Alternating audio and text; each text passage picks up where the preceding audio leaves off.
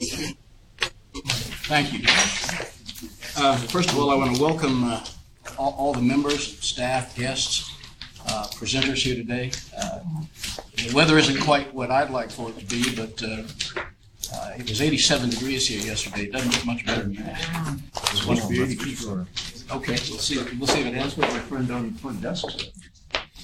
Everybody who serves on this board currently is here today. We have a full house, which is a nice thing to be able to say.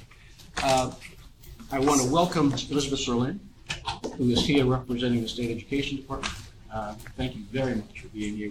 We look forward to having you.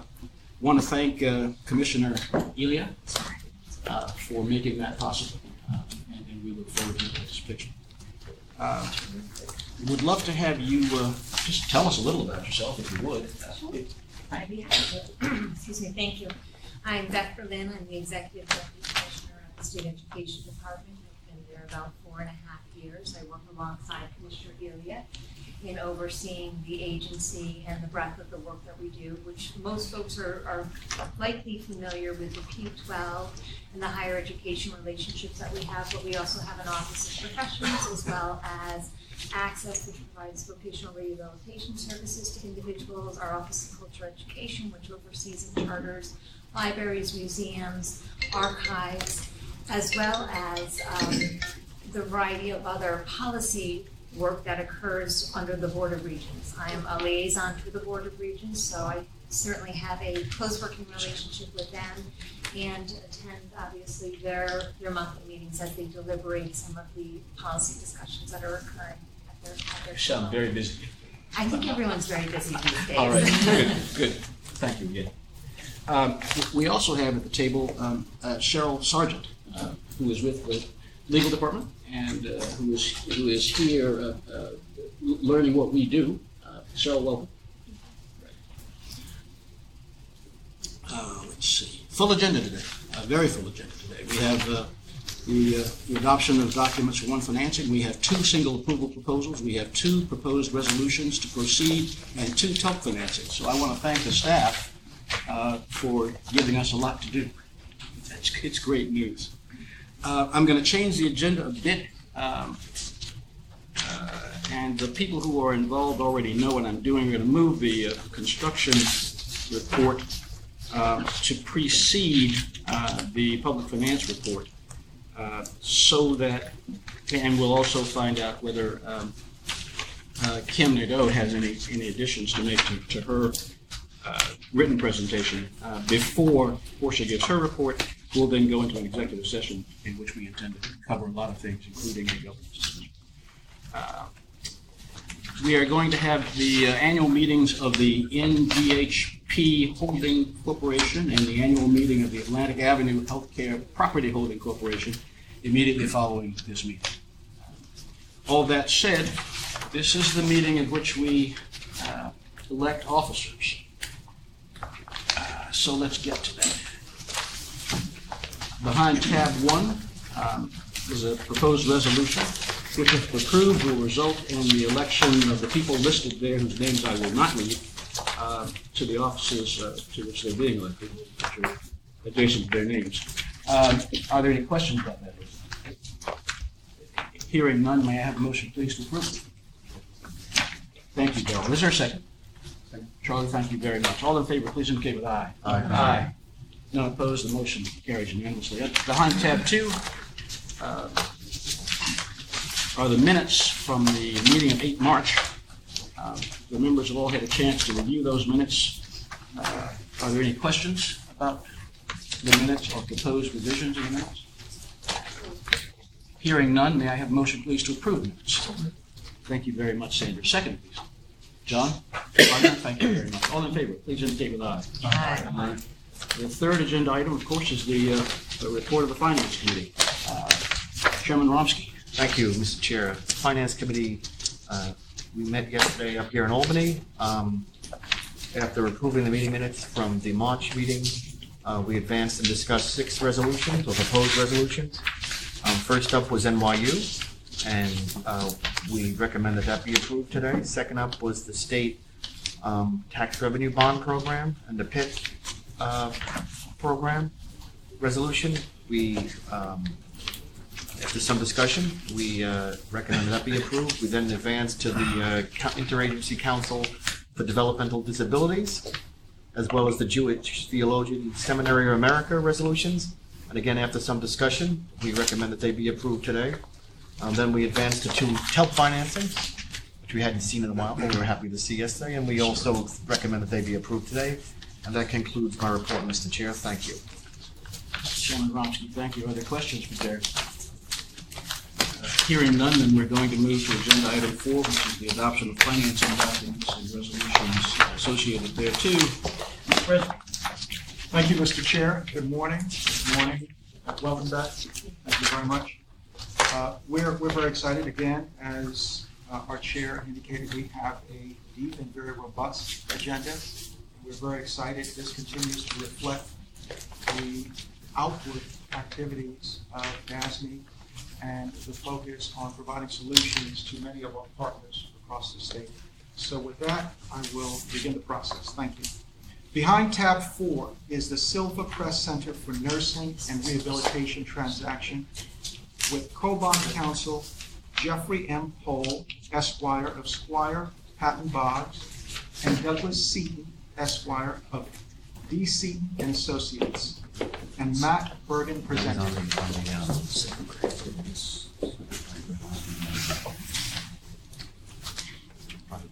Doug, Jeff, it's good to have you here. Matt, thank you. Jeff, it's always interesting to see you at that end of the table. Yeah, I was much happier at that end. Thank you for being here, Holden. Matt? Thank you for having me. Good morning, everyone. This is the adoption of documents for the Silvercrest Center for Nursing and Rehabilitation. This credit was presented and received a resolution to proceed at the February 8th DASNY meeting, and it has received approval of the Public Authorities Control Board as well. In addition, the seeker analysis has been completed. The discussion surrounding this credit at the board meeting was around the extension of the maturities based on the analysis of the Tax Council. The assets support a bond issue of 19.65 years. The bonds, however, will mature no later than March 1st, 2036, slightly less than 19 years, and that is a requirement that was looked at and reviewed and created by the Department of Health, as March 1st, 2036 is 5 years after the original MICFA bond issue matured, which was March 1st, 2031. Mr. Chairman. Thank you, Matt. Are there questions for Matt before we hear from bond counsel? I think there was one question, though, when we initially preliminary reviewed this. Yes. And it slipped my mind yesterday, but the relating to the underlying documents, yes, private placement documents to ensure that they weren't going to be resold, etc. I think we just wanted some clarification and some confirmation that was it. We just, yes, that's exactly right. Thank you, Jerry. And we're going to cover that later. Thanks, Are we Sandra, going to for do that that? reminder. Okay. Thank you. Gentlemen? Before you for consideration is the adoption of the Authority Silvercrest Center for Nursing and Rehabilitation Revenue Bond Resolution and a series resolution authorizing $18,500,000 of the Authority Silvercrest for Nursing and Rehabilitation Revenue Bonds Series 2017. The Silvercrest Center for Nursing and Rehabilitation is a nonprofit corporation that operates a 320-bed skilled nursing facility in Queens, New York, and a member of the New York State Rehabilitation Association. The proceeds of the bonds may be used to refinance institutions' existing long-term debt with TD Bank, refinance an existing capital lease with California First National Bank, and to finance certain capital projects and pay costs of issuance. In addition, a portion of the cost of the project and cost of the issuance as well may be used relating to, in addition, a portion of the cost of the project and cost of issuance as well as costs relating to a swap termination are expected to be financed by a taxable term loan from TD Bank to the institutions. That's outside of this. It is anticipated at this time that the 2017 bonds will be issued pursuant to a private placement.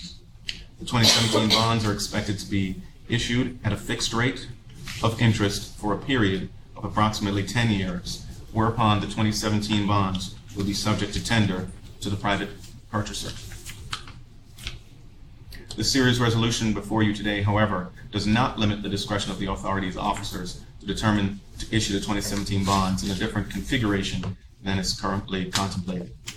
Kane Brothers and Company LLC is serving as financial advisor to the institution. The private purchaser is expected to be TD Bank. The general resolution provides for the issuance from time to time of multiple series of bonds, each series separately secured from each other, except as otherwise provided in the applicable series resolution. The 2017 bonds are special obligations of the authority, payable solely out of the revenues which consist of the payments made by the institution under the loan agreement. Payment of the 2017 bonds is secured by the pledge and assignment made by the general resolution of revenues, the authority's security interest in any pledge revenues, and the monies and investments held in the funds and accounts established by the general resolution and the series resolution. And now I'll turn it over to Chair. The series resolution delegates to various officers of the authority the power to make determinations described in our letter and to do all things necessary or convenient in connection with the sale and issuance of the bonds. And this responds to Jerry's question. In accordance with authority guidelines, the series resolution also contains restrictions on the ownership and transfer of bonds to qualified institutional buyers. The authority and the institution will execute a loan agreement in connection with the issuance of bonds, which will require the institution to make timely payment of debt service on the bonds. The institution's obligation to make payments under the loan agreement will be a general obligation of the institution secured by a pledge of revenues acceptable to the purchaser, TD Bank, subject to any prior pledges.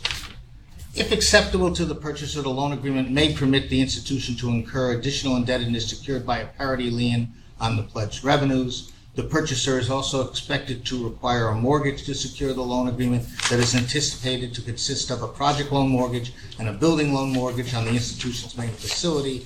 It is expected that the authority's rights under the loan agreement and the mortgage will be assigned to the purchaser, who will exercise remedies at the direction of the purchaser. And there's also expected to be an intercreditor agreement related to the 2017 bonds and the taxable loan to be made by TD Bank to govern the sharing of the pledged revenues and the mortgage. In addition, the transaction documents may also contain other financial covenants that are required by the purchaser, TD Bank. Questions? Are there questions? Hearing none, may I have a motion, please, to approve the transaction? Charlie, thank you. Is there a second? Paul, thank you very much. All in favor, please indicate with aye. Aye. Are there any opposed? And the motion carries unanimously. Thank you. Thank you all very much. Again, good to have you here. Behind tab 5 is the single legal credit summary for the New York University transaction with Neil J. Kaplan, Esquire, co-bond counsel Hawkins, Delafield, and Wood, LLP, presented along with David Ostrand.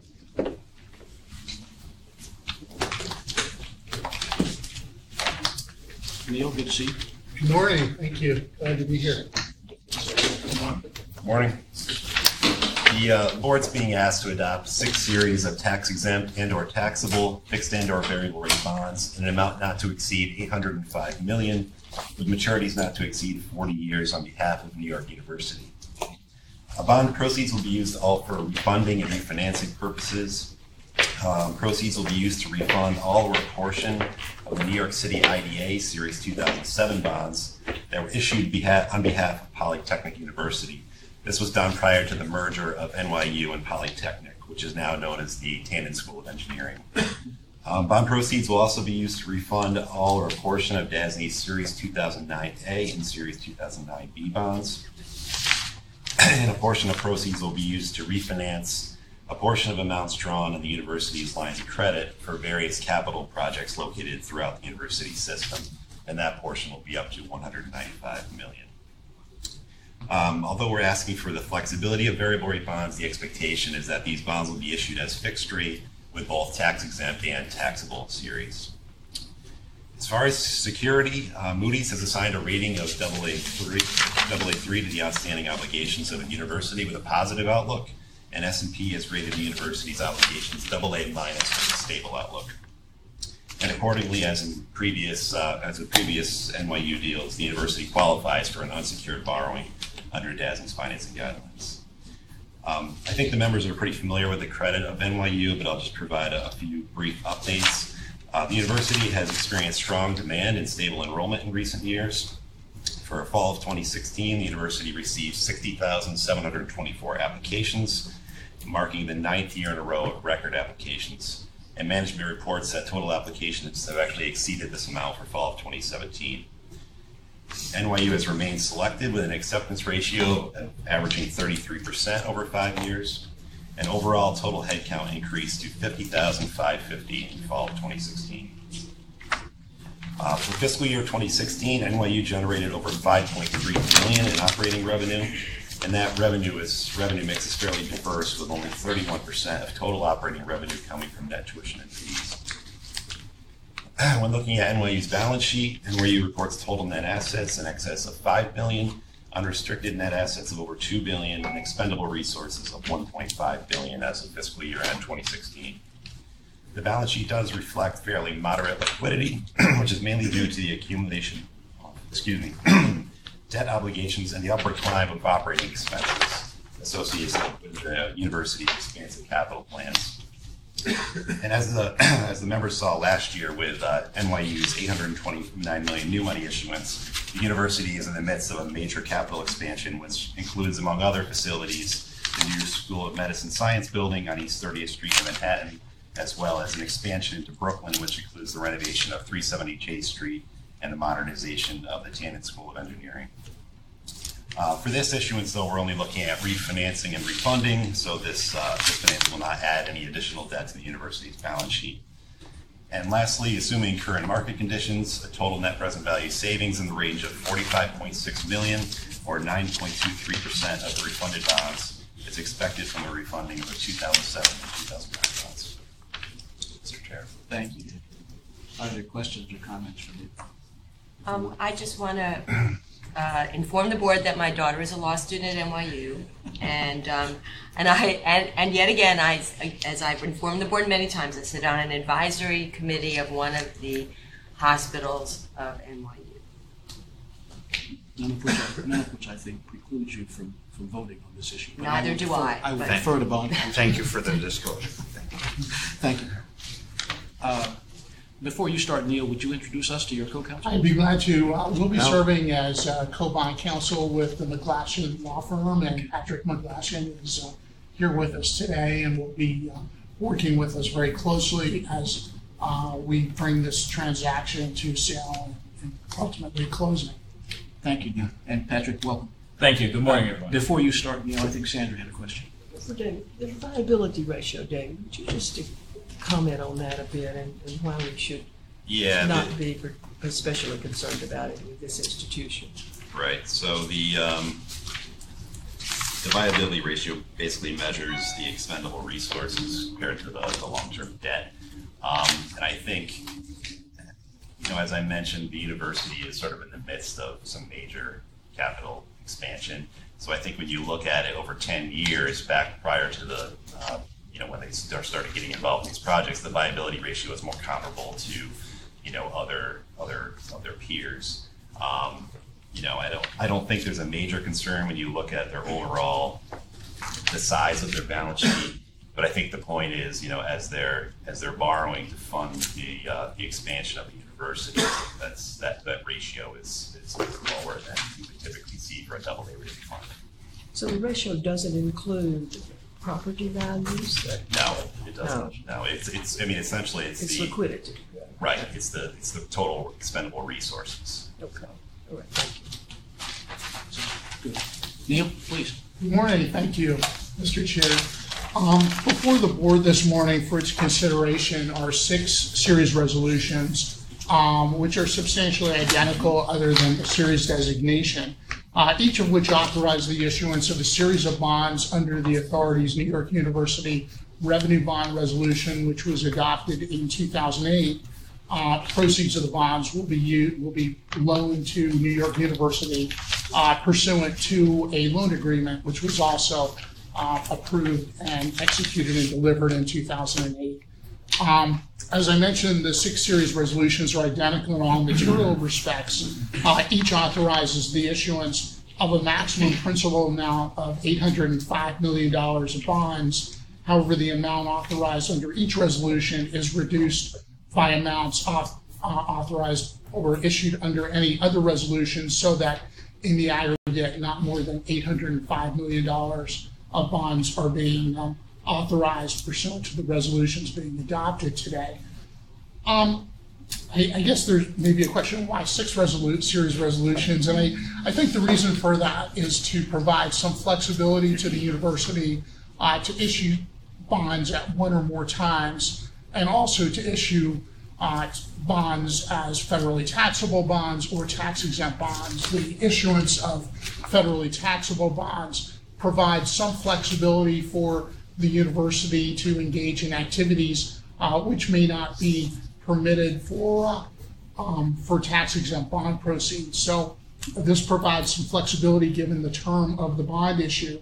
It also allows for portions of the bonds to be issued as direct purchases in a private placement. And of course, if those bonds are issued in a direct purchase, they would need to satisfy the authority guidelines relating to sales only to qualified institutional buyers, as well as the minimum denominations being at least $100,000. The proceeds of the bonds, as I mentioned, could be issued at one or more times for 3 primary purposes, in addition to payment of cost of issuance of the bonds themselves. The first is refinancing lines of credit which have been issued by the university to finance portions of its major modernization and capital programs, as Dave had mentioned, including roughly $100 million for the new School of Medicine building, which was financed in part with the proceeds of the Series 2016 bonds, as well as the acquisition, construction, renovation, and equipping of other facilities at the various campuses of the locations of the university throughout Manhattan, as well as its new campus in Brooklyn, which houses the Tandem School of Engineering. A very large portion of the bond issue is expected to be used to advance refund the authority's Series 2009 and Series 2009A and 2009B bonds, which were issued by the authority to finance major modernizations and renovations and improvements to facilities at the various Manhattan locations of the university, and as well as the construction of the new building at the School of Medicine, the Skirball Institute, it's called. And finally, the third primary purpose is to refund bonds issued by the New York City Industrial Development Agency, their civic facility refunding revenue bonds, which were issued in 2007 on behalf of Polytechnic University. In 2008, Polytechnic and New York University entered into an affiliation agreement, and then Polytechnic formally merged into New York University in January of 2014.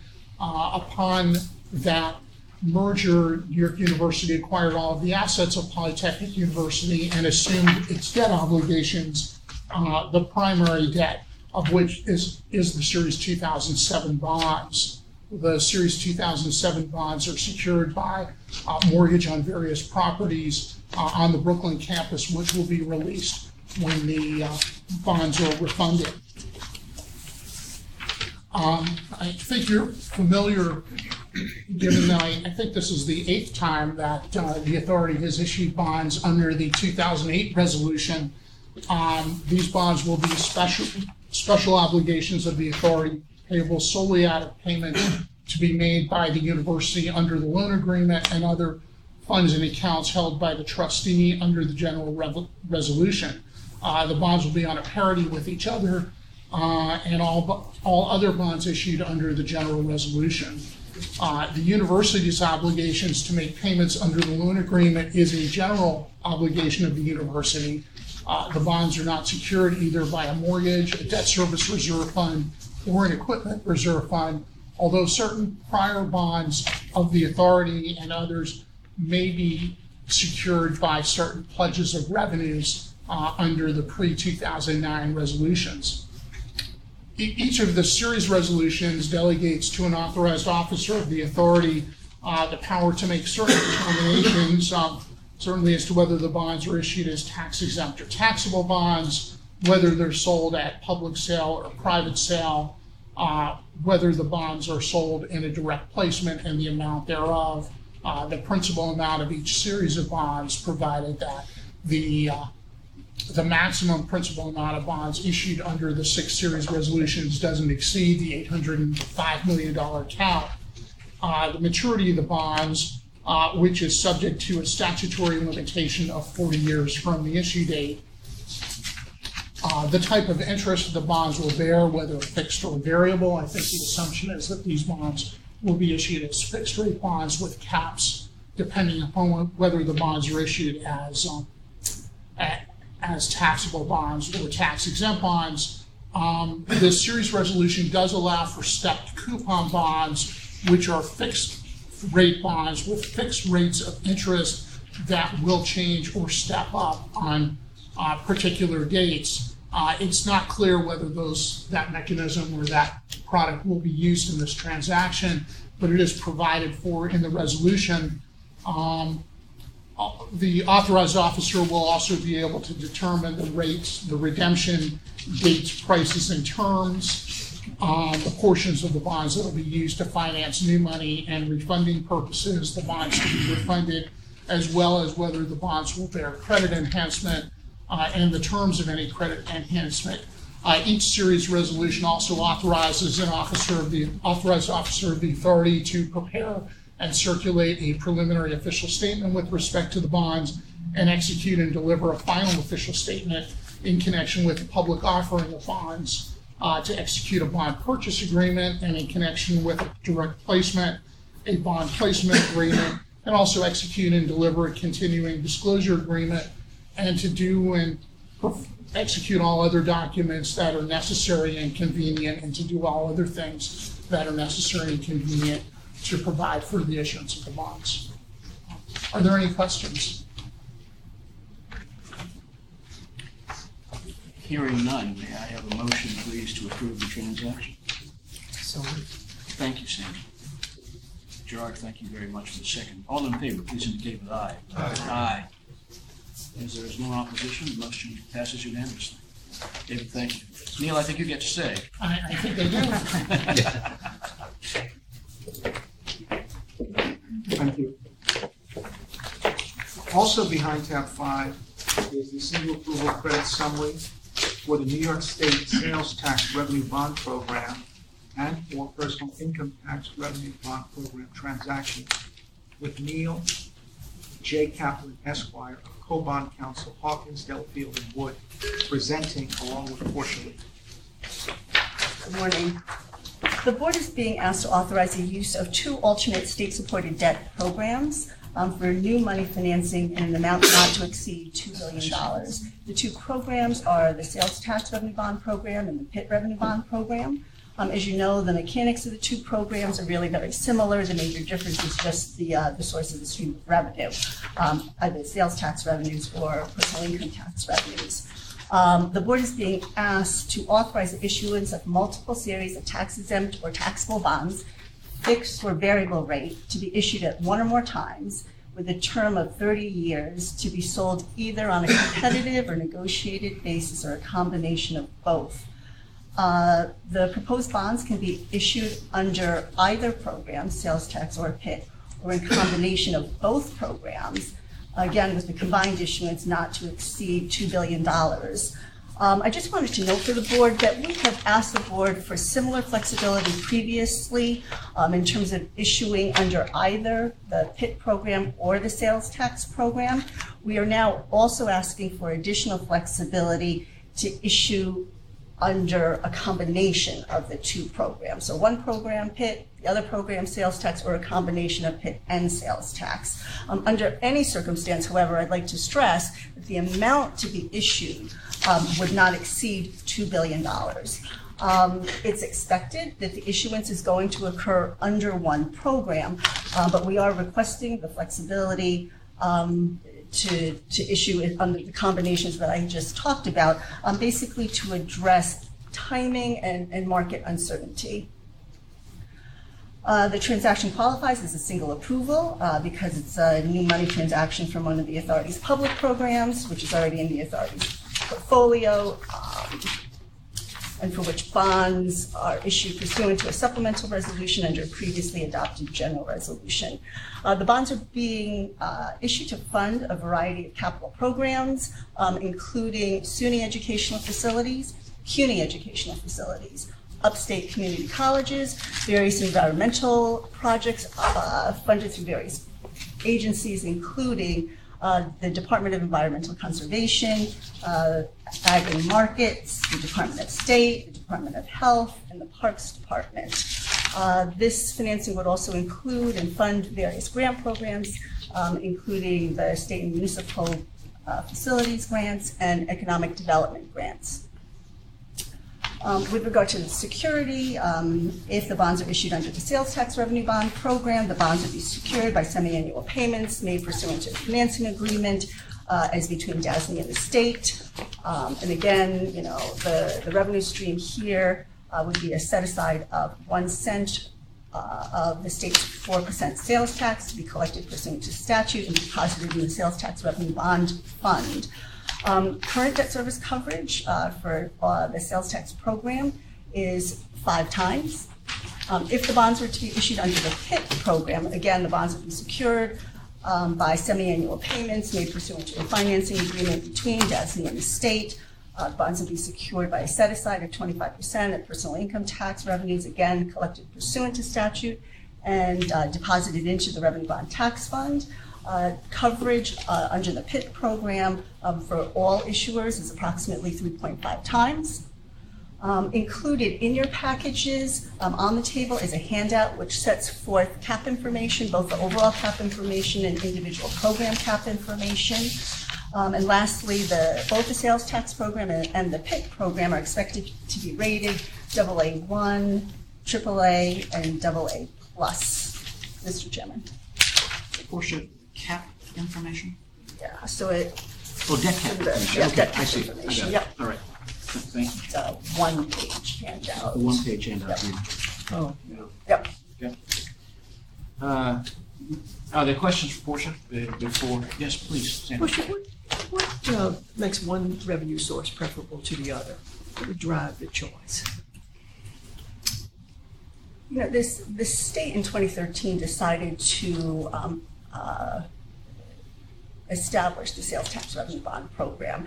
The idea was basically to try to provide an alternate funding stream and an alternate bond program, given the fact that all of the bonds or the vast majority of bonds were being issued under the PIT program.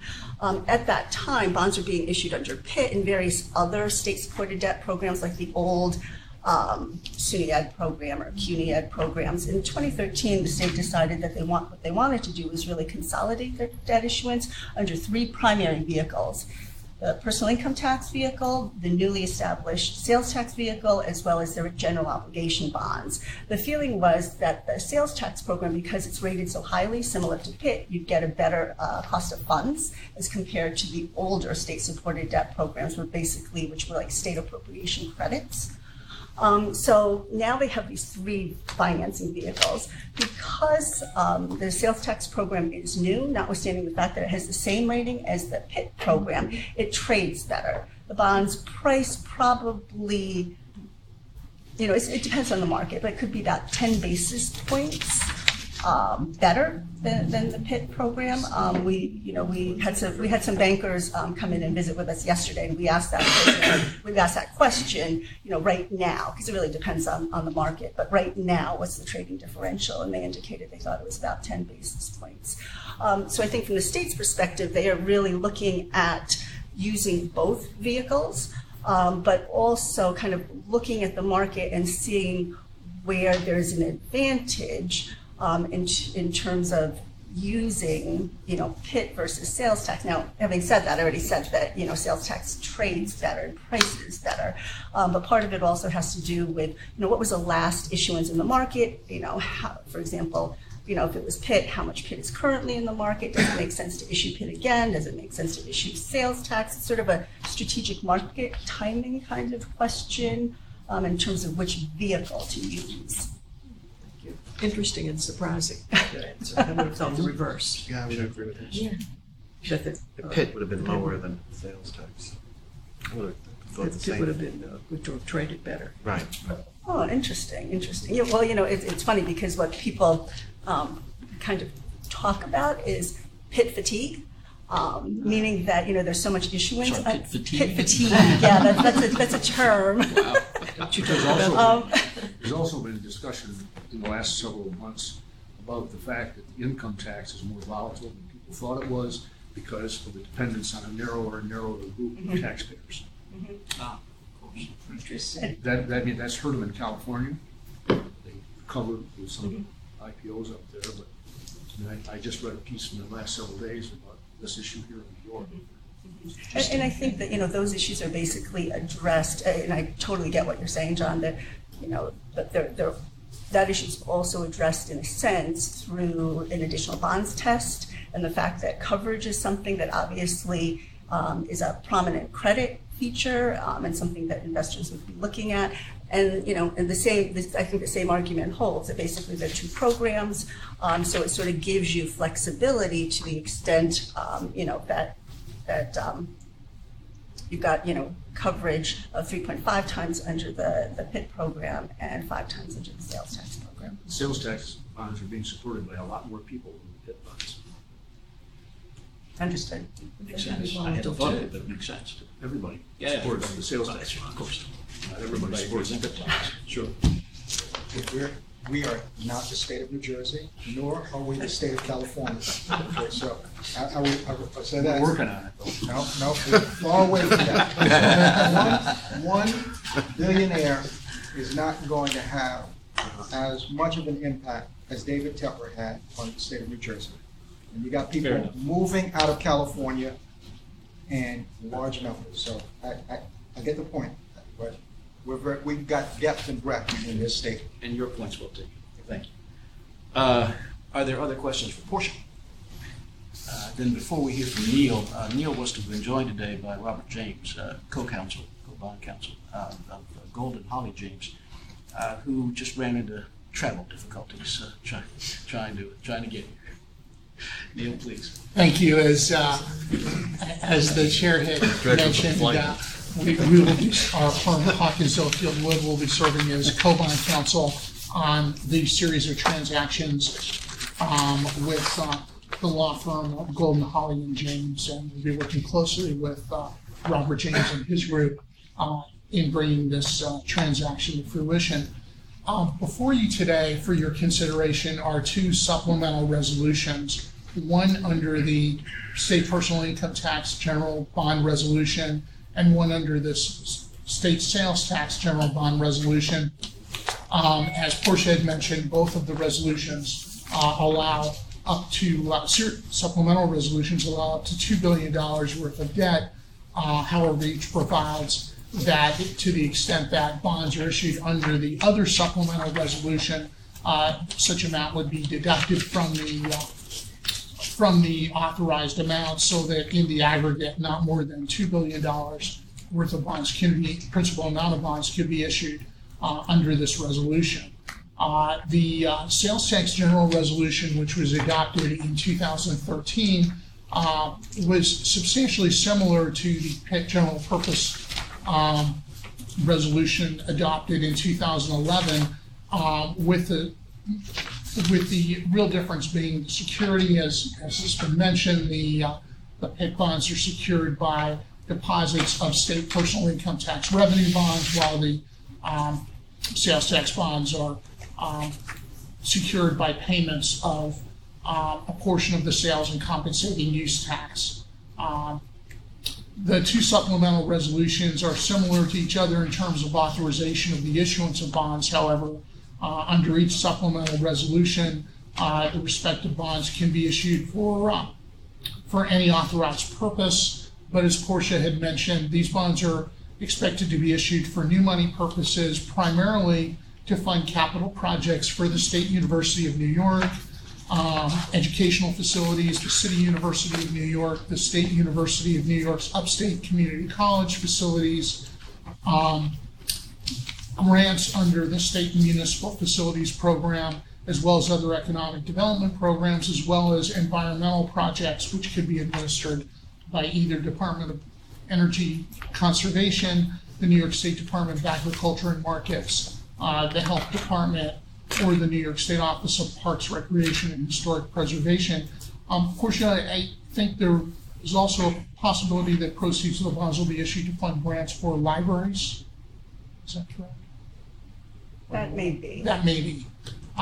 So that there may be other programs which could also be, which may also be financed, but these are the primary programs to be financed. Again, any disbursement of funds under either the PIT supplemental resolution or the sales tax supplemental resolution would reduce the principal amount of bonds issued under the others so that the cap will remain at $2 billion.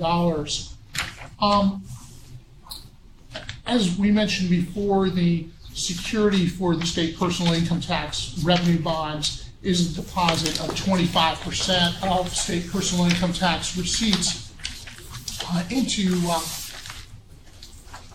the revenue bond tax fund, which was created under the state finance law, which could then be used to make payments under a financing agreement between the division of the budget and the dormitory authority to pay the principal and interest on the debt. Payments under the financing agreement are subject to annual appropriation by the legislature. Similarly, a portion of the state sales tax revenues, I believe it's 1% of the 4% tax, is deposited into the state sales tax revenue bond fund, which is held jointly by the controller and the Department of, I believe it's Division of Revenue, or Department of Finance of the state,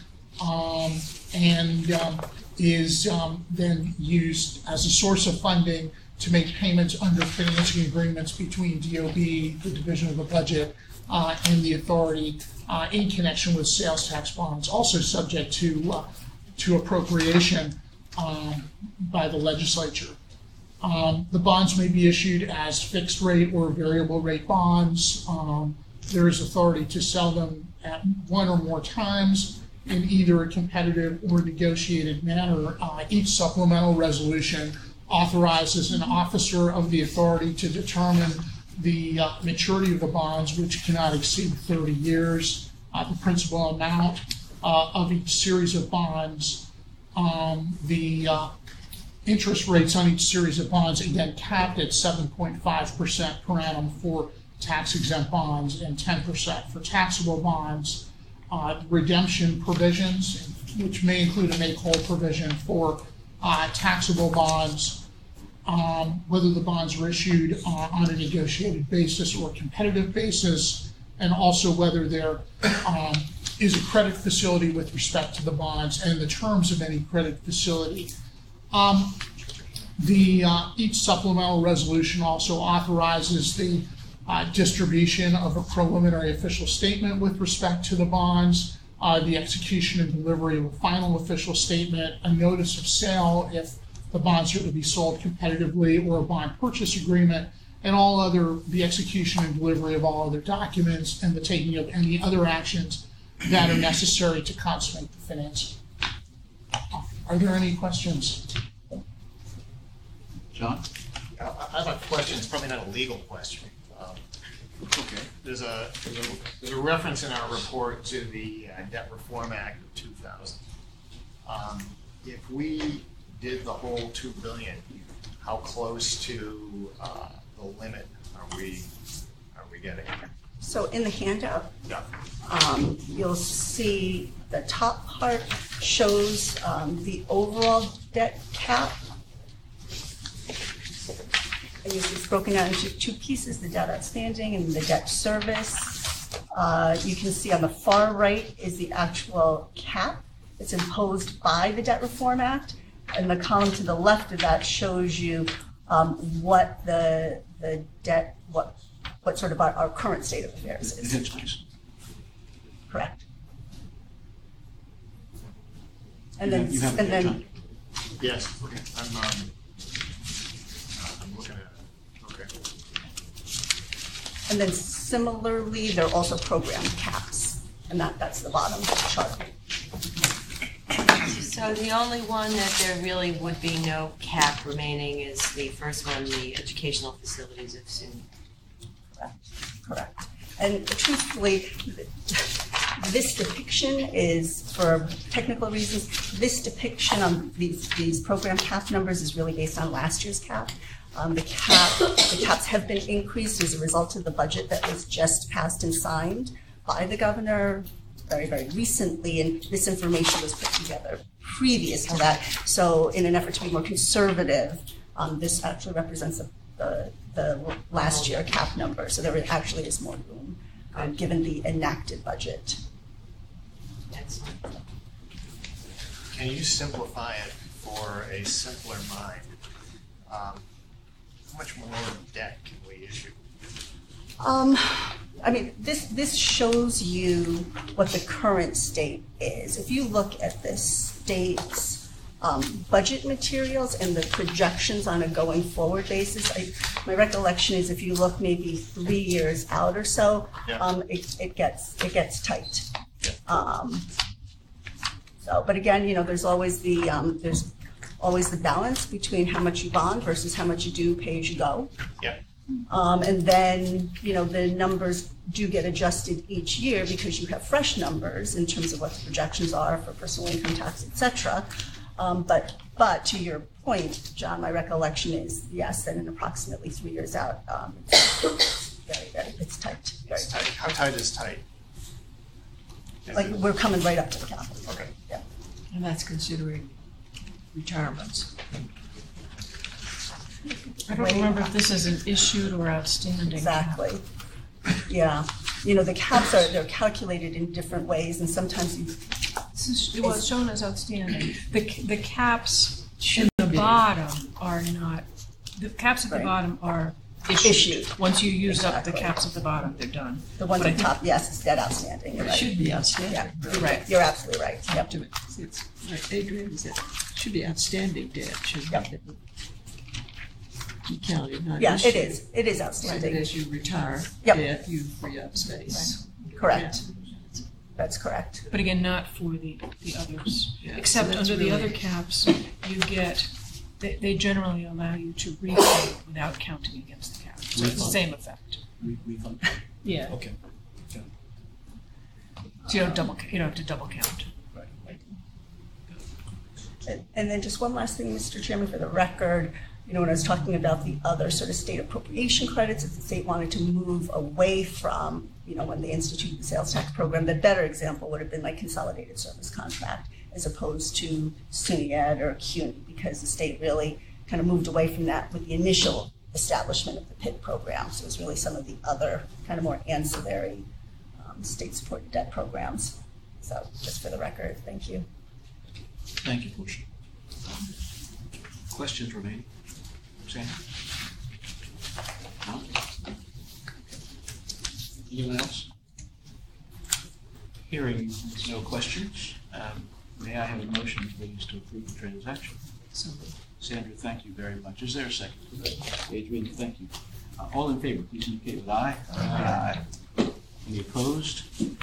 Motion carries unanimously. Thank you. Thanks, Neil. Thank you. Behind tab 6 is the credit summary and staff report for the Interagency Council of Developmental Disabilities Agencies IAC transaction, which Gerard Clauser will present.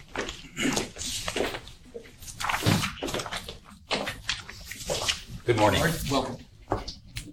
Chairman. The staff report provided to the members is seeking authorization for a resolution to proceed for the Interagency Council of Developmental Disabilities. This is a pooled financing for 7 members of the Interagency Council of Developmental Disabilities Agency, Incorporated, or IAC. The proposed bond issue will be for a term not to exceed 26 years and will be in an amount not to exceed $27 million. Tax exempt and or taxable, fixed and or variable rate bonds in one or more series at one or more times through a negotiated and or private placement. Bond proceeds will be used to refinance existing bank loans and reimburse certain institutions for their cash expenditures. These refinancings and cash expenditures were used to renovate or acquire certain properties that are used to provide services for the developmentally disabled. The security features will include a pledge of all OPWDD, OASIS, and OMH revenues attributable to each finance project. Standby intercept of these OPWDD, OASIS, and OMH revenues attributable to each finance project. A debt service reserve fund of 6 months, and mortgages on real property acceptable to DASNY where available. PPAs or prior property approvals have been received for 10 of the 12 projects. 2 of the projects are non-PPA funded, and the PPA is not expected. The funding of debt service for these non-PPA projects is under review. Prior to initiating the development of a project to serve individuals with developmental disabilities, a not-for-profit provider is required by regulation to complete a certificate of need, or CON. The CON is reviewed by OPWDD for compliance and need. Ultimately, these projects are supported through contract and reimbursement arrangements with OPWDD. The state commits to support the development and operation of the project if it is completed in conformance with the PPA, subject to annual appropriation of sufficient monies by the state legislature. Currently, there are no projects with PPAs that are pending approval. The POS will not be released until PPA and non-PPA funding is clear.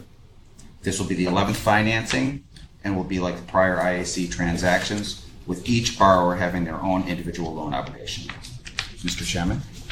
Thank you, Gerard. Are there questions for Gerard? And may I have a motion, please, to approve the transaction? Thank you, Gerard. Thank you very much. Paul, thank you for the second. All in favor, please indicate with aye. Aye. Aye. None opposed, the motion carries unanimously.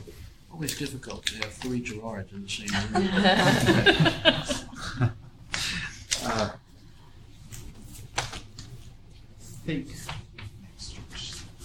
Thank you very much. Thank you. We're going to go now to the credit summary staff report for the Jewish Theological Seminary. And Matt Bergen is going to be presenting. It's behind tab 7. Thank you. The staff report provided to the members presents a 31-year bond issue in an amount not to exceed $51 million on behalf of a new client, the Jewish Theological Seminary of America. Located in Manhattan, the Jewish Theological Seminary of America is an accredited member of the Middle States Association of Colleges and Schools and is chartered by the Regents of the State of New York. It was founded in 1886 and grants undergraduate, graduate, and professional degrees through its 5 schools. The seminary also offers joint degree programs affiliated with Columbia University and Barnard College. The seminary is exempt from federal income tax under Section 501c3 of the Internal Revenue Code. The seminary is undertaking a major modernization project for its campus, including the demolition of the old library, which has occurred, improvements and upgrades to existing buildings, and the construction of a new 71,000 square foot building comprising a library and a student dormitory. The new building will include approximately 135 dormitory beds and 2 resident director apartments, as well as study lounges, kitchens, and dining areas. In addition, there will be an exterior courtyard, an auditorium, and a large open space atrium. It will also house the seminary's collection of rare manuscripts. This new space is being designed in a way that will make the seminary's unique collection of these manuscripts more accessible, not just to scholars, but to the broader public. The proposed bond issue is anticipated to be a tax-exempt private placement with TD Bank. As such, the bonds will not be rated, and the institution does not have an underlying rating. The expected security is anticipated to be mortgages on certain properties and a pledge of gross receipts acceptable to the bank. When looking at the total revenue and total expenses over time, the operations at the seminary have not changed. The seminary has received a large percentage of its revenue, which is comprised of assets released from restrictions, which are donor restricted, and private gifts and grants. This is projected to continue as there is starting a $200 million capital campaign. In 2016, the seminary completed the sale of 2 dormitories. In addition, the seminary sold a portion of real estate and unused air rights on its campus to a developer for a residential tower. Also, when looking at the 2016 financial statements, These sales of the property, it really made very positive changes to its most recent financial ratios. Non-operating revenue, which typically accounts for a small amount of additional revenue, in 2016 accounted for over $100 million as the gain on these sales occurred. The gain on these sales of over $100 million is the intended source of equity for the project, and in connection with the sale, the seminary leased back one of the dormitories under an operating lease. The lease contains an optional renewal that may be exercised if the construction of the new dormitory building is not completed in time. Mr. Chairman. Thank you, Matt. Are there questions for Matt? Yes, Sam? Matt, I realize that the 2016 number has changed, but it was because of sale of property. That's It's correct. not something that can do every year. And by the way, I thought this was a real term of art that had less than break-even results, which some might call a loss, but that was pretty good. What do we think for 2017, 18, 19? I mean, how reasonably can we expect without the one-shots of the property sales? We did discuss that with the institution, and it really is looking for the capital campaign. This $200 million capital campaign that they've started really makes them, positive when you take into account these donations. The anticipated increase in net assets overall occurs through 2018, 2019, and 2020. In 2017, they're projecting a small decrease in the net assets as they spend down the money from the gain of the sale and before the new asset, the dormitory and library, is realized. But they are projecting to go positive in the outlying years. And again, it is from the capital campaign. And as historically has been the case, they rely on fundraising, and that has gotten them there. In addition, they sold the land in 2016, and when speaking with the financial advisor, they really had to look at whether they even wanted to leverage themselves because they did have the money to fund the project entirely from equity. Okay. All right, thank you. Now, the capital campaign, is it begun yet or is it just anticipated? It's just in the preliminary. It has not begun. Okay, so it's anticipated based on the past history of their capital campaigns, not on, for example, pledges or anything concrete that is occurred yet. No, it's a future capital campaign that is about to get underway. Okay. Did they, before this financing, who did they use? This is a new client for us, is that right? Yes. And who did they use for their financing previously? Do you know? They've never done a bond issue. They have approximately $15 million in bank loans, but they're really an institution that has not leveraged themselves in the past. Okay, good. Good. I'm glad they're joining the DASNY family because I think we can be very helpful. And thank you. I'm sorry. The campaign that they're starting, that would go into the private gifts and grants. That's correct. Okay. And is that shown stability over the years? I mean, they're over 50% of their revenue comes from. It has. I mean, they have a very strong board, as well as the community that has committed to donate to the institution. From 2010 to 2015, gifts and donations has averaged approximately $20 million. In some years, that's approximately 50% or over of their entire total operating revenue. In addition, that number, the pie chart, includes grants as well, and they've had a history of averaging approximately $5 million, $6 million in grants. Is there enough data to push that back a little bit further, like into down years, like 2007, 8, and 9? Or I don't have that information. I'm sure I could request it, but the furthest back we go is 2010. Just to clarify, right, for bond proceeds, from this offer will be used just for the facility, the new library and the new student housing, nothing to do with anything else. Correct. That's Right? correct. Yes. Well, no, there's a possibility of a little bit of rehab. Right, but I think what Jerry But was this- asking but is this- the bond just for proceeds this- won't go to the development of the new Yes. building. That was sold, the The area other of the thing. land. Are there other questions? Then may I have a motion, please, to approve the transaction? Gerard, thank you. Sandra, thank you for the second. All in favor, please indicate with aye. Aye. Any opposed? Then motion carries unanimously. Matt, thank you. Thank you. Behind tab 8 is the memorandum recommending the United Health Services Hospitals TELP transaction. Portia will present. Thank you. So behind tab 8 is the TELP financing on behalf of United Health Services Hospitals, Inc. in an amount not to exceed $10.24 million. As you know, it's the policy of the Public Authorities Control Board that TELP transactions which exceed $10 million in a 12-month period be brought before this board and PACB for approval.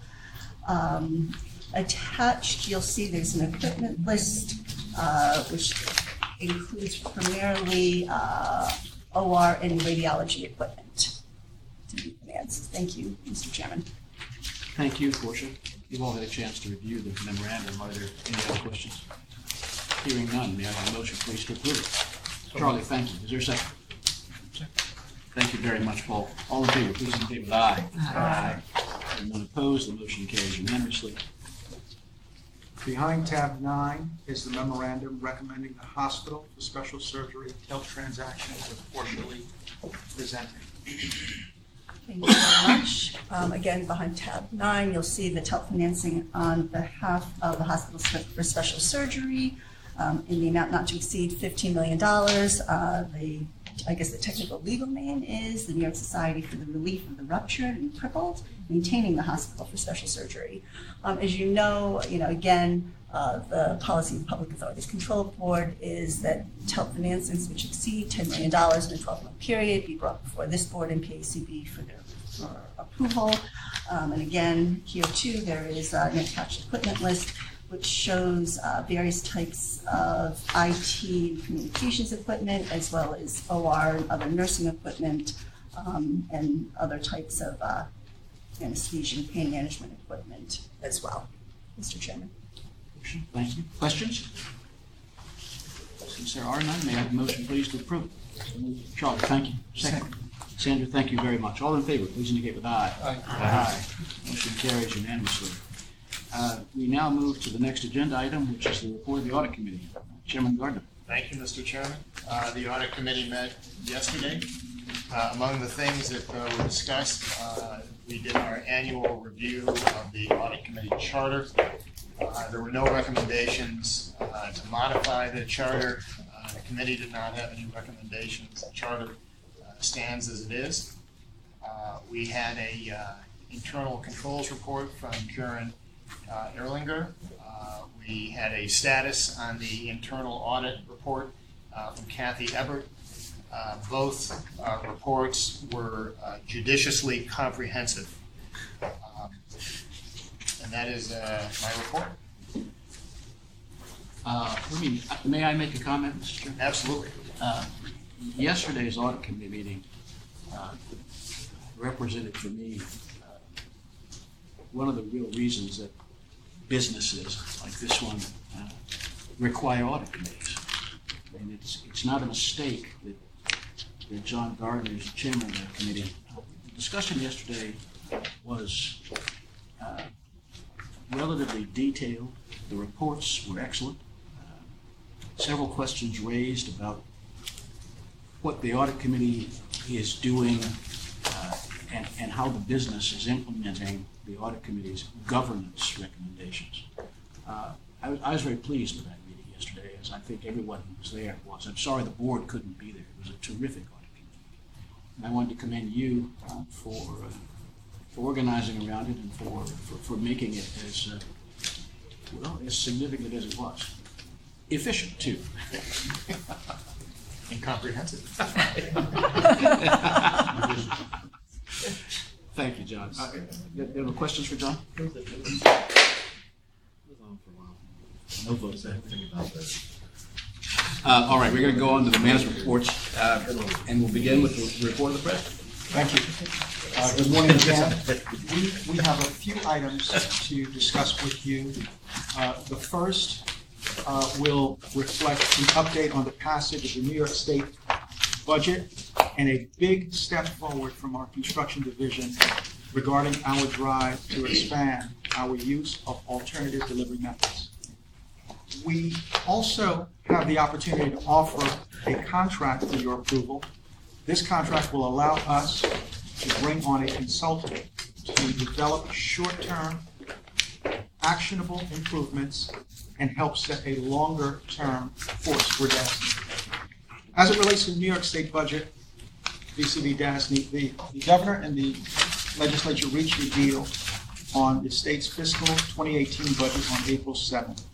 The newly enacted state budget invests a record $25.8 billion in education, establishes the Excelsior Scholarship to provide tuition-free college at state public universities and colleges for families, making up to $125,000, and raises the age of criminal responsibility to 18 years old. The budget also enhances the middle-class child care tax credit to make child care more affordable to more than 200,000 middle-class families and invests more than $200 million to combat the opioid epidemic. The budget also allocates an additional $100 million to the New York City Housing Authority. The addition brings the total investment by the state in these projects to $200 million. It also authorizes a New York Consolidated Laboratory project and grants DASNY the ability to use, design, build, and constructing it. The project will consolidate several outdated New York Department of Health laboratories currently spread across the capital region into one modern, efficient facility. Design build gives us a valuable tool to deliver it on time and within budget. Our ability to work for the Department of Environmental Conservation and the Office of Parks, Recreation, and Historic Preservation is extended for another 2 years to 2019 as well. Now, I'd like to turn your attention to something that I consider, and certainly we have considered across DASNY, very exciting, and that's following a review of proposals from consulting firms seeking the opportunity to review and analyze our organization. Our selection committee is recommending we engage Ernst & Young. With your approval, Ernst & Young would be charged with two primary objectives. The first objective will be to undertake two near-term initiatives that will have immediate impacts on how we deliver construction and public finance projects. The second objective will be to deliver a long-term strategic plan for DASNY. Now, as you know, we have been working hard to improve our services for clients, in part by creating efficiencies and streamlining our processes. By engaging Ernst & Young, we will be able to take the next steps to further build our capacity to institutionalize many of the successes that we've put in place so that we can do more for our clients and all New Yorkers. We expect that they will be providing us with an actionable plan by September. We would like now to present the contract to you for your consideration and approval. Before I do that, again, this has been a very collaborative approach across DASNY. Paul Koopman, who is unfortunately not here today because of a personal circumstance, has been leading that initiative. He heads up our procurement. He has been working very closely with Bill Katzman, who is a senior officer in the construction division, and Dan Petroff, who is the chief of business development. So I just asked Gail to highlight for 2 minutes where we started, where we are, and what the implications of this project will reflect. Go ahead, Gail, please. Okay. So I think Gerard introduced the background very well. We've already implemented a number of initiatives here at DASNY under Gerard's leadership to improve client outcomes, control our costs, and deepen service offerings for New York State. The next step was to engage the service of an outside consultant to help us identify the next level of initiatives and help us implement them. So we started with some pre-RFP discussions with some consulting firms, both firms we had a relationship with some of the consultants, and we outreached to some new firms. We use this as an opportunity to help us really understand and articulate what we would be looking for. That helped us to draft the RFP. We published it on the DASNY website and posted it on the New York State Contract Reporter, so it was a public RFP. We received 8 proposals from firms. We created an internal committee from various departments to review the proposals, and we ranked the proposals. The committee interviewed the top 3 firms, and we were unanimous after the interviews in our selection of Ernst & Young. So we have been finalizing the contract with Ernst & Young, finalizing the scope of work, and that's where we are. We're recommending the contract. And Gail is, I think this is important to highlight, is that Paul Koopman is really ultimately responsible for the strategy of this. Gail is the day-to-day coordinator between DASNY and Ernst & Young. And that really reflects the commitment that we have here to deepening our resources and reaching beyond managing directors and the next level, and making sure that the values that we have with respect to efficient outcomes, process improvements, eliminating silos, finding synergies, and attempting to innovate really touches all of DASNY. So that is very important in terms of her role and responsibility with all of the managers across DASNY. She'll be supported by Dan, she'll be supported by the MDs, she'll be supported by the team. So we're very excited by this. This is an incredible opportunity. Would you or Gail both give us some sense of what the determining factors were? You said, Gail, that of the top 3, the working group was unanimous in its decision to take Ernst & Young. Why? I think both their written proposal and their in-person presentation, that it was just very clear and organized, very focused on both public finance and construction. The other client agencies that they work for are, I think, the most relevant and similar to our agency. A lot of experience in New York State. They promised to give us a New York State-based team of consultants, and I just thought they really seemed to understand DASNY. We're an unusual organization. And will there be certain delegated point people? Do we know who they are?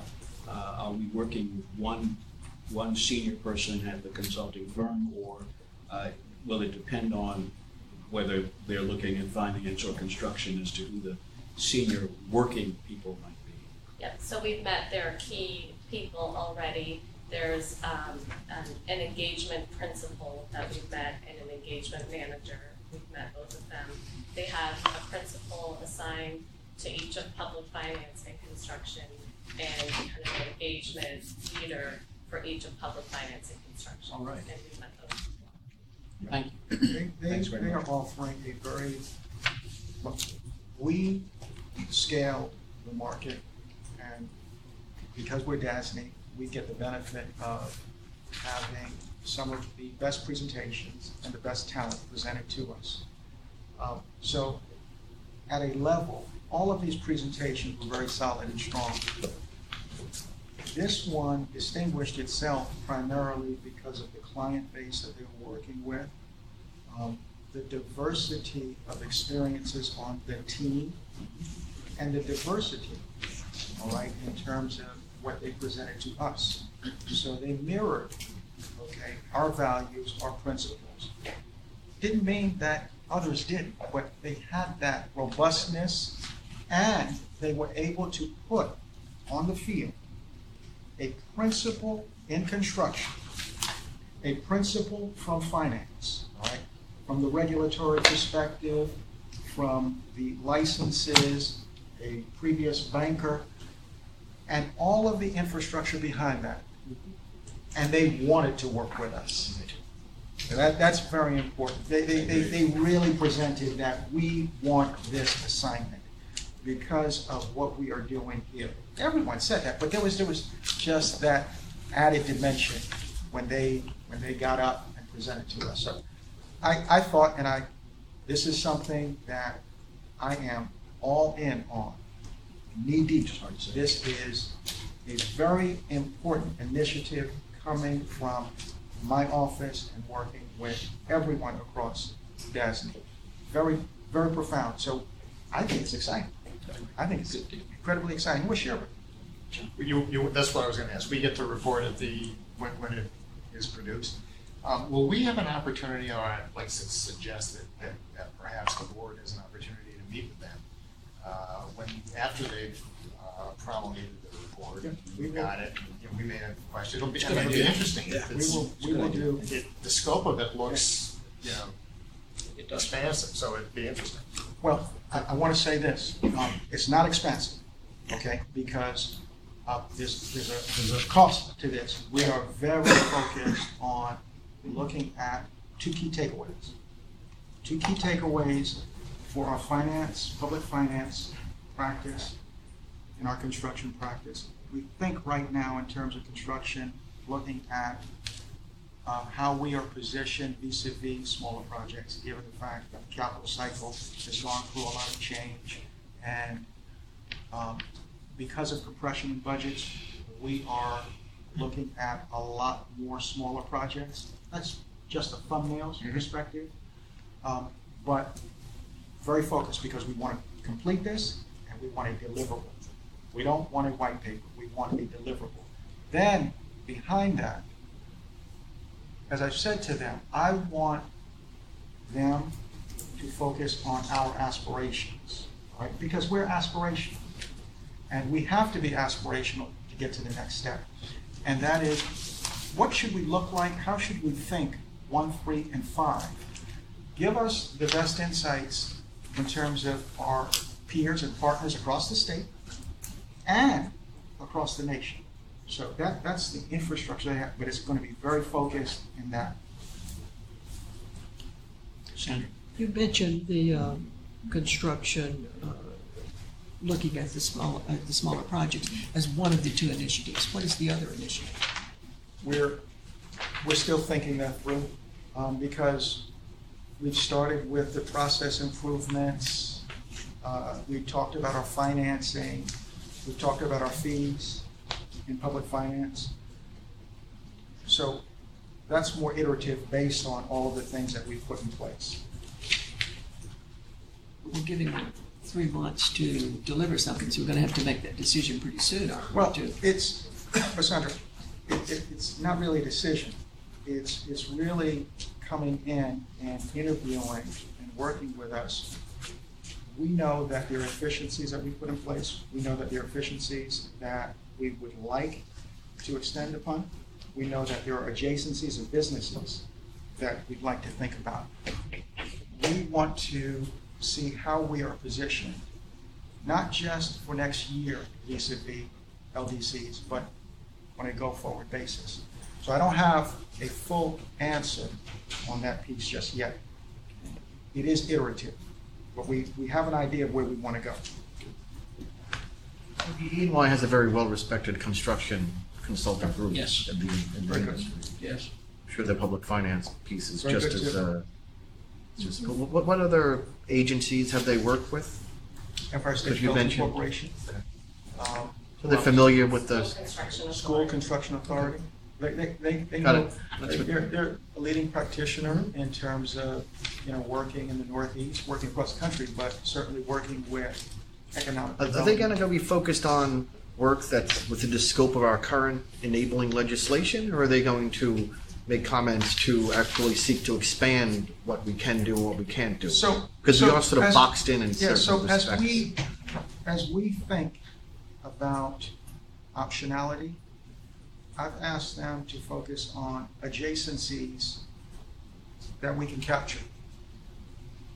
And if there's enough dollars and time, they can look at the adjacencies that we want to capture that are not in the scope of our legislation. But what we're really focused on is with what we have and how we're positioned and how the marketplace is structured, how can we expand our profile in some of these businesses? Where can we incrementally change? All right. In other words, we don't need legislative approval, right? So, for example, I'll give an example. We successfully just did a design build for SUNY. That's something that we had not done for a long period of time. That's in our capacity. So that's something, an initiative that we're taking. So looking inside this organization and thinking through where are there opportunities to expand in the good footprint. And then we can talk about, legislative enabling legislation, what's happening in other states. But we didn't want to spend a lot of time and effort on saying, we hope, it's got to be a pathway of success. And they'll work closely with Steve and through the whole construction process, right? Closely with everyone, yeah. The point is to go even beyond the leadership team at DASNY. It is to talk across DASNY and work very closely with the leaders, but really go beyond that. Are there other questions? Gail, thank you. Thank you, Gail. Do we need to approve this, or do you need to approve this? Do. Oh, I'm sorry. That's right. Please forgive me. There is a resolution in your book. It's behind tab 11, and it immediately follows the contract itself, I believe. Can you find it? It's in front of it. Yes, it is. It is. It's in front of the draft contract. Has everybody had a chance to take a look at it? All right then. May I have a motion, please, to approve the proposal? Gerard, thank you. Is there a second? Darrell, thank you very much. All in favor, please indicate with aye. Aye. The motion carries. But Mike. They should be. Aren't they in like Times Square?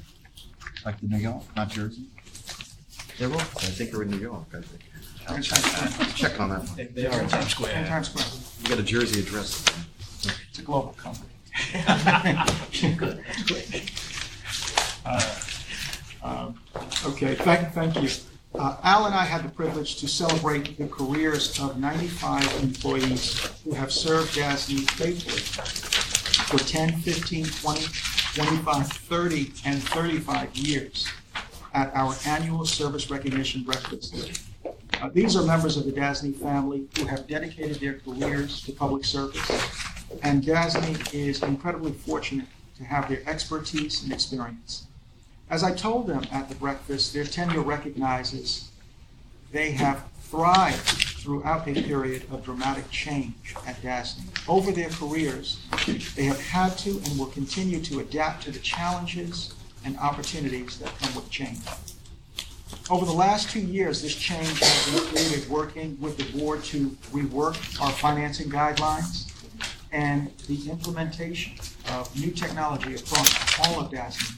This includes the Office 365 rollout, which is currently underway. I have also discussed with them how we will continue to rely on their leadership and collaboration as we steer DASNY into the 21st century. Now, prevailing wage audit, the Office of the State Controller has published an audit of DASNY's prevailing wage practices that found us to be in compliance with the law and regulations. Specifically, the audit found that DASNY has appropriate controls to meet our prevailing wage responsibilities. We properly advertise prevailing wage construction projects, ensure contractors file an original payroll, and review whether the payrolls include all required information. The controller had 2 minor recommendations as a result of their review. The controller's office recommended that our project managers and field representatives periodically verify prevailing wage postings on job sites. We have already taken steps to remind our field personnel of this obligation and will continue to do so. It is also recommended that we require reports from an investigator who is dedicated to the enforcement of prevailing wage law on our projects in New York City. DASNY has for more than 15 years contracted with the New York State Department of Labor, which has investigative and enforcement jurisdiction in prevailing wage matters, for a dedicated investor to ensure the payment of prevailing wages on contracts led by DASNY throughout the state.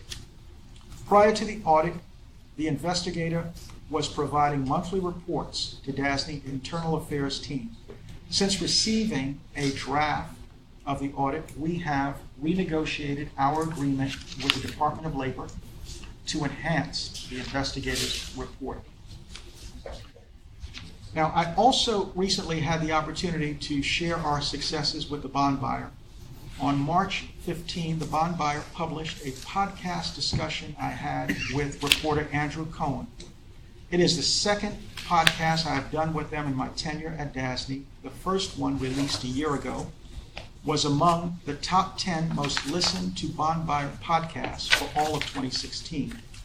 We discussed the improvements DASNY has made to provide clients with greater speed, certainty, and flexibility, as well as the importance of preserving the tax exemption for municipal bonds.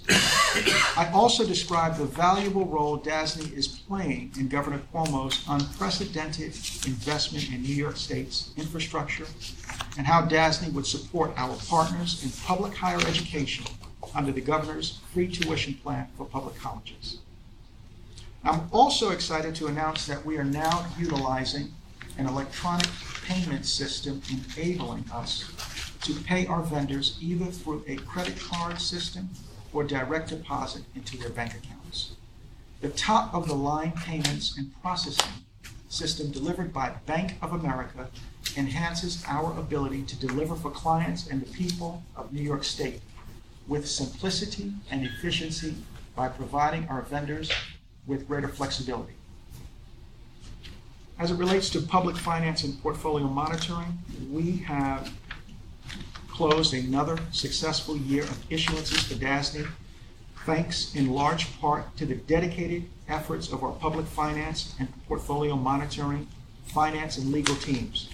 We finished the fiscal year with 34 issuances that delivered approximately $6.7 billion to the municipal bond market on behalf of our clients.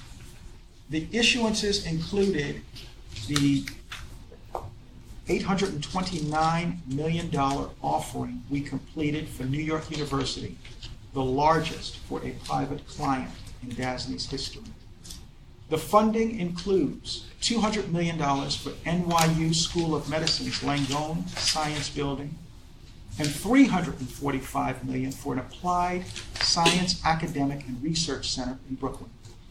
Both projects are part of the rising science corridor in New York City that DASNY is financing and, in some cases, building too. The corridor includes projects at Columbia University, Rockefeller University, and the City University of New York.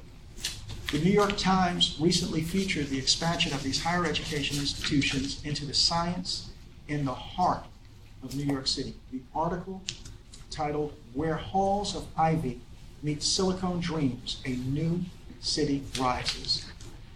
It shows the work that we are doing at DASNY and how it is providing a foundation for the future of the city and the state's economy.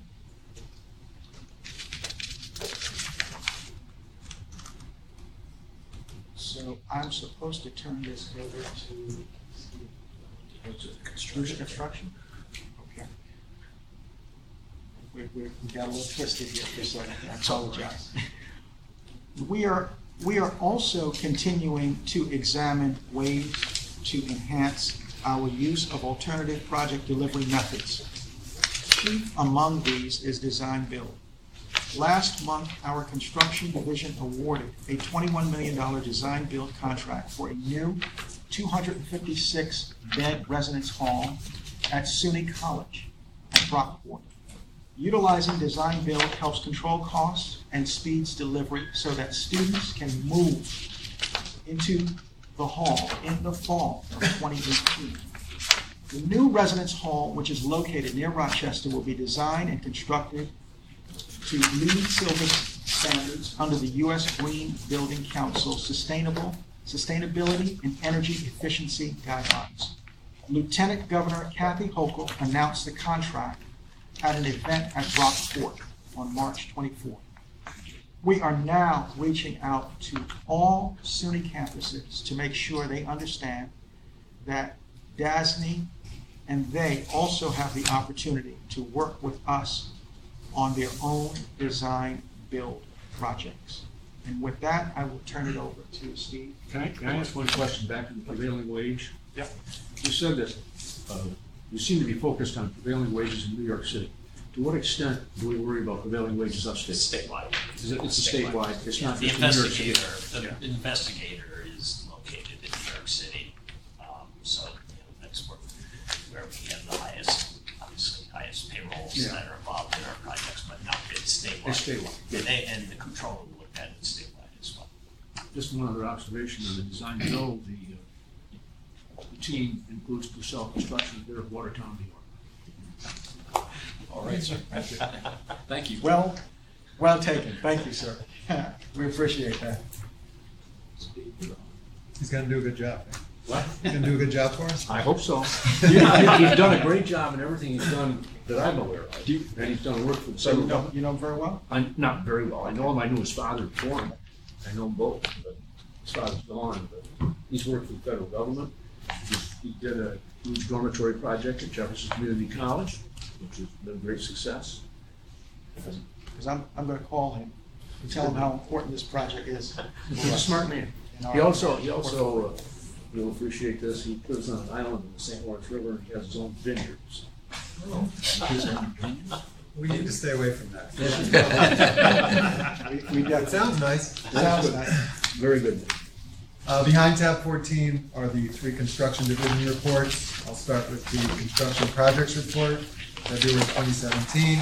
On the cover is a couple of photos of before and after work at Brooklyn College. This is the James Hall retaining wall project.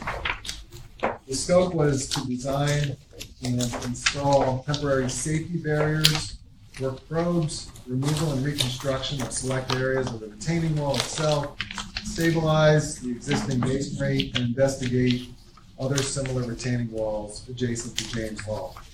The budget was $2.2 million. Design started in April of 2009 and completed in December of 2015. RSD Engineers were our design consultant. Construction started in April of 2016 and completed in January of 2017. NES Construction was our general contractor. Some of the challenges associated with the project were the deterioration of the existing retaining wall behind the precast panels. We did do some probes up front, but it was tough to find everything. And once we started removing the brick precast panels, we discovered a fair amount of additional deterioration. Alternative details needed to be developed by our design consultant to support the new precast panels that you see on the after photo of the report. We also had challenges with DOB and DOT. This is a street closure that needed to be implemented for the crane to be located to pick the precast panels from the shipping trucks onto the site. So there was a fair amount of logistical concerns having to do with the surrounding streets around the college. We also had to come up with alternative traffic patterns and modified work hours to do the work. As far as expenditures through February 2017, prior year expenditures through February of 16 were $561 million. Expenditures through February of 2017 were $570 million, with a positive delta of $9 million. Quickly, a couple of project and program updates. I'll start with NYCHA. Approximately 80 security projects worth $46 million. The status on those are as follows. We have 11 projects completed with the original scope of work. Of the 11, 6 projects have an additional scope added as we try to spend down the project allocations. 10 additional projects are in construction, 8 in pre-construction, 17 in procurement, and 20 in the scoping phase. 17 lighting projects that fall under the security project umbrella are also in the scoping phase, with one moving into design. The second piece of the approach is $12 million for appliances. 28 developments are receiving these appliances. 7 developments are completed. 4 developments were in the process today of delivering and installing. And there's 2 additional developments where POs were issued and deliveries are scheduled. And the last piece of this was $42 million, about 80 quality of life projects. These are a mix of exterior upgrades, playgrounds, basketball courts, community center upgrades, and MEP system upgrades. We've assigned 5 DASNY tone consultants to approximately half the project list, with the next step being the scoping meetings with the development management team arranged through NYCHA. The projects will then proceed into design once the scope is firmed up and approved by all stakeholders. On to SUNY Brockport, the design build project. We have 90% early package documents being delivered to DASNY the week of April 17th for review and approval. Construction is anticipated to begin in May on this early package with a completion date of July 2018. I was out at South Beach Psych Center last week. We had an executive meeting with OMH. At this time, package 1, the site work is complete. Package 2, which is foundations and shear walls, is well in progress. Package 3, the steel erection has commenced, and the project is moving forward at this time according to schedule. And lastly, the Court Officers Training Academy. I was on site last week for the most recent bi-weekly project meeting. The labor figures have increased. We're closing in on 100 at this time. Most of the work is progressing in the area of the MEP systems, commissioning, finishes, site work, and the window installation continues. Our GC continues to communicate a June 2017 substantial completion date. DASNY has added 1 additional resource to our CM as agent team, focusing on change order processing and TCO management. And just a couple of other quick updates. Our legal team delivered a 2-part training series to the construction division that focused on industry trends, DASNY project case studies, reminders, and a focus on some of our specific contract clauses. The training was very well received by the construction division. There's 2 additional training sessions upcoming for April and May, focusing on construction, financial administration, and safety, and that will conclude the 2016-17 monthly training series. And lastly, just an update on our contract management application. Our IS group is leading an effort to replace the construction division's project management application. The first step includes issuing an RFP for consulting services related to the selection of a new application specific to the construction industry. And I believe that RFP is going to hit the street at the end of this month or early next. That concludes my report. Steve, thank you. Questions for Steve? Ken, do you have anything to add to the report that you provided to the board in the book, the board book? Thank you. No, I haven't.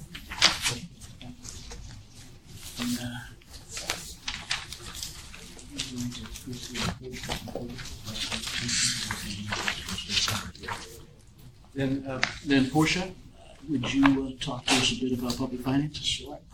Behind tab 13 of the standard public finance reports, Since my last written report, we priced 2 transactions, the Teachers College transaction and the Siena College private placement. Brief market update. The rates moved lower last week due to geopolitical uncertainty. Total supply for this week is expected to be about $5.5 billion, recognizing that the market is closed on Friday for Good Friday. Municipal bond funds reported outflows in the last week of about $287 million. I note that since the last board meeting, the 10 and 30-year MMD have decreased 29 and 25 basis points respectively.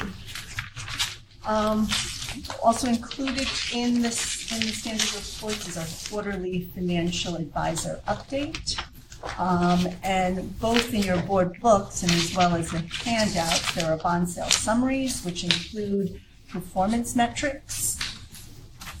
And that's it, Mr. Chairman. Thank you. Thank you, Portia. Are there questions for Portia? Then, I want to get this right.